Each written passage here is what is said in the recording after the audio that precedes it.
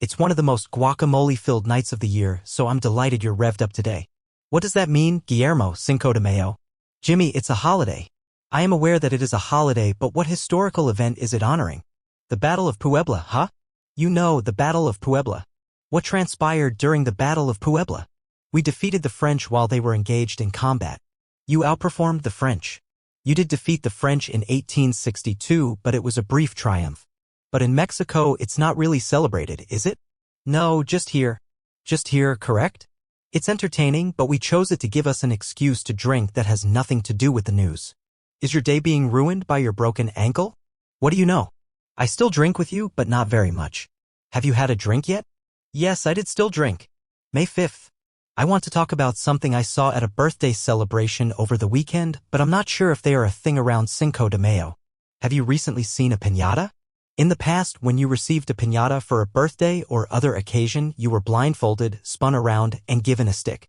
The tortilla chips were then let to fall wherever they might. Leave the place. 1, 2, 3. Oh. Hurry up. I'd rather not spin them. You must spin them, indeed. Oh. Oh. Not pleasant. Okay, go ahead. Oh, oh. Oh. Oh. Oh. Oh. Oh. Are you a baseball player? You ought to attempt to. Oh. Oh. Oh. Piñata parties are meant to proceed in this manner. They are meant to end in chaos and terror, yet in recent years, something has changed. I'm not sure if lawyers were involved, if someone dialed 22222 or what, but a new type of safety piñata has emerged that uses a pull string. Which one? Which one? The one that's yellow? Yes. Oh. Oh. Oh. Hurry up. A piñata is not that. That's an IBS balloon. It's not a. What do we teach our children? The piñata's main idea is that you have to labor for the candy. That Jolly Rancher is what you want? To obtain it, you had best be prepared to decapitate your uncle. You go crazy and give a baby donkey a lot of touchables. If some of its teeth fall out, that's the price you pay. However, we have now reduced the once proud piñata to a tattered old sweater, which I find quite depressing. Donald Trump, huh? I nearly forgot. He is to blame. Today, President Donald Dement traveled down Cinco de Memory Lane. Happy Cinco de Mayo. The greatest taco bowls are made at Trump Tower Grill, and he uploaded this 2016 classic. I adore Hispanic people. How far we have come in just 9 years. Over the weekend, they had a great time using AI at the White House. Have you seen the image of Trump in the role of Pope? Mega Teresa shared this image of himself as the new Pope on Friday. Pope Pius Banana Cream. Benedict is Eggs Benedict. Pope John tugged my finger. It was a heartfelt remembrance of Pope Francis, who was adored by Catholics and people around. I must admit that I anticipated this. I foresaw it. He thought, I can live here, after seeing all the gold at the Vatican during the funeral. I think this is correct. It goes without saying that if Biden, Obama, or any Democrat had done this, the pseudo-Christian MAGAverse would have lost its collective chocolate pudding, but Trump did not respond in that way. It was, oh, he's being funny instead. Let everyone relax. Naturally, Trump claimed that despite posting the image on his personal account, he had no knowledge of its origins. The problem is this. He probably did it for laughs and to enrage everyone who didn't like him. He keeps forgetting, though, that he is the President of the United States, and it is not his responsibility to make people laugh. It's what I do. He's a dealmaker, I know that. I'm making this offer. Please don't ridicule the Pope, and I won't ruin the global economy. You are the only person in the world that wants this, so don't stay in my room. The Pope has passed away. The throne is unoccupied. We are going to select the world's most well-known man. You're by far the most well-known person on the planet, someone told me the other day. No, I'm not, I replied. Who's more famous, they asked. Jesus Christ, I said. Nobody in his right mind would want to be Pope. The males who do want it are the dangerous ones. I want to be the Pope. I would pick that as my top option. Just now, another cardinal appeared. We never had him on our list. The man must be a fraud. Which Bible texts are your favorites, may I ask? I don't want to go into the details, but the Bible is really important to me. Although this is a conclave, it's not a conflict. It's a war. Additionally, you must choose a side. This is a deity I never imagined I'd have to perform in order to oversee this election. The American people are being duped by this. We were preparing for this electoral victory. We did win this election, to be honest. It sounds sinister. What side of the end of the world is that? And for whatever reason, his post on the Pope was only his second most bizarre one of the weekend. May 4th was Star Wars Day yesterday. That is, may the 4th of July be with you. Additionally, the White House's official social media account posted this. As you can see, Juan Kenobi is obese. The Mandalorian. Tanaka. Happy May 4th to all, including the radical left crazies who are working so hard to reintroduce Sith Lords, killers, drug lords, dangerous inmates, and notorious MS-13 gang members into our galaxy, says Anakin Skywalker. He offended both Star Wars fans and Catholics, the two most devout groups on the earth, in a single weekend. Take a look at those firearms. Most likely, he believes those to be his actual arms. By the way, they're not. However, this is real. This picture was taken at the wedding of Donald and Melania. The person on the right is her. However, this letter from last night is the most talked about post around here today. Hollywood is now the target of Trump's wrecking ball. The American film industry is dying a very fast death, he stated.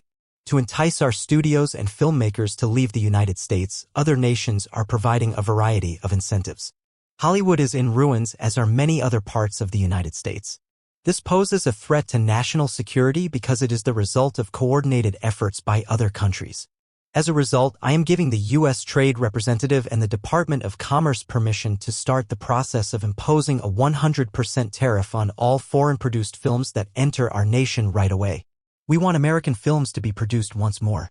I don't care where they're made, so we do. No, I don't. However, I suppose you know what? The late, great Hannibal Lecter would have approved of it. Films. Sonic the Hedgehog, who is an illegal immigrant, poses a threat to national security and needs to be stopped. And this wasn't just another whim of Trump's on a late Sunday night. I've done some really good research in the past week, he said. This indicates that he spent this weekend at Mar-a-Lago for brunch with Jon Voight. That's no joke, I see. It's accurate.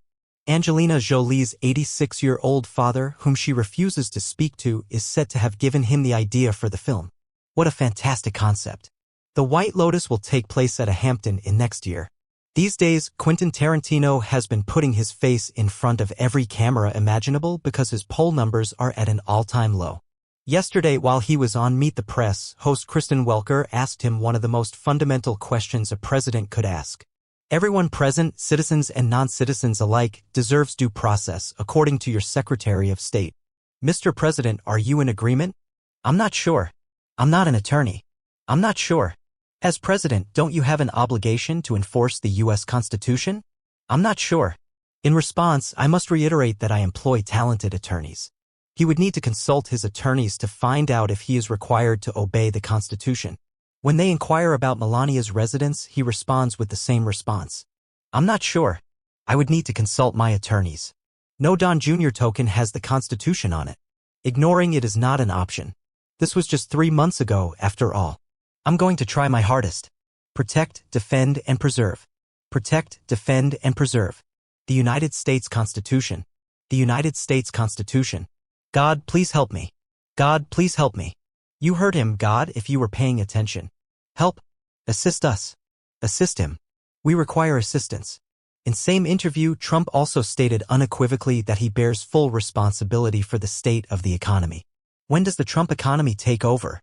At the moment, it is in part. And I mean it. The Trump economy, in my opinion, is one of the positive aspects. The Biden economy is one of the negative aspects. Oh, I see. I understand. He does evil, you do good. The part about him is bad. You did a good job. These days, every interview feels like a kids say the darndest things segment. Additionally, his messaging regarding the direction of the economy is everywhere. He claims that we will all become wealthy. After 2 minutes, he transitions to, you know what?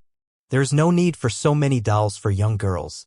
A gorgeous 11-year-old girl doesn't require 30 dolls, in my opinion. They may have 3 or 4 dolls, in my opinion. They are not need to have 30 dolls. They may have 3. As I mentioned, you don't have to have 35 dolls. You can have 2, 3, and 4. Correct. Consider them to be your brides. A decent number would be 2, 3, and 4. Advising children to limit their doll consumption. That right there is some top-notch political messaging. He's back to playing 5D chess. He believes that 11-year-olds still play with dolls, which should tell you everything you need to know about his connection with his daughters and grandchildren. Naturally, if that negative were the case, none of this would be a problem. There would be more polite queries from Nancy Kristen Welker. The tone of every query is negative. Something like a toddler's toy was stolen by a toy firm. Look, you use really nasty terminology in every inquiry you ask. You ought to make some encouraging remarks such as, "Sir, you've done a fantastic job with gasoline." It's a really good question, in fact. I wish she had questioned that right away. "It's incredible what you've done with gasoline, sir." I wish she had mentioned that. Are you really rubbing it on your face right now? That the mainstream media must be so critical is unfortunate. This sit-down between Trump's most devoted sex robot, Elon Musk, and star Fox News reporter Laura Trump, no nepotism there, is a perfect example of how an interview should be conducted. There is a well-known anecdote about how you slept on a couch in your office when you first arrived in Washington, D.C. The wealthiest man on the planet slept here? Yes. Whoa. Wait a moment. "Oh, man, that is so hot," said Katie Vance. "I'm sorry, but I must." During Meet the Press, Boss Baby gave Katie Vance a huge confidence boost. Trump informed Kristen Welker that he had no intention of seeking a third term, which is fortunate because it is illegal. Regarding the idea of altering the rules to allow him to run again, the president and his numerous cronies have been evasive. A 2028 hat is even available for purchase at the official Donald Trump store. The fact that the president sells hats is still really strange. It's as if we appointed a hot topic manager to lead the nation. But the premise is widely accepted. The majority of the populace is in favor of Donald Trump being re-elected. We just can't agree on where he ought to serve it. The fear that he might try to run again falls into the same category. Today, we discovered that the hats stand for something quite different. Hello everyone, this is Eric. It's Eric, guys. Trump Eric? Hello everyone. As you are aware, my father, Donald Trump, has been instrumental in elevating America. Could America, however, be even greater? Perhaps. That's why I'm running for president alone in 2020. I learned to never give up from my father, Donald J. Trump. When my father abandoned me in the back of a taxi between 1991 and 1993, did he give up on me? No, since he allowed me to sleep on the floor next to his bed after I finally made it home. I will enact legislation to allow for flavors of glue rather than just plain glue when I become commander-in-chief like my father. I'll simplify cartoons on the first day. In order to prevent us from choking on dimes, I even have a plan to make them quite large. In order to prevent ice cream trucks from outpacing my bike, I shall also establish new regulations. America must return to its job of constructing bears in the shopping center where my father left me on Christmas Eve. So, like my father, make sure to vote for me, Eric Trump, when the time comes in 202.8. America, America, let's do it. All right, goodbye. Don't forget to help us reach 20,000,001 if you haven't already.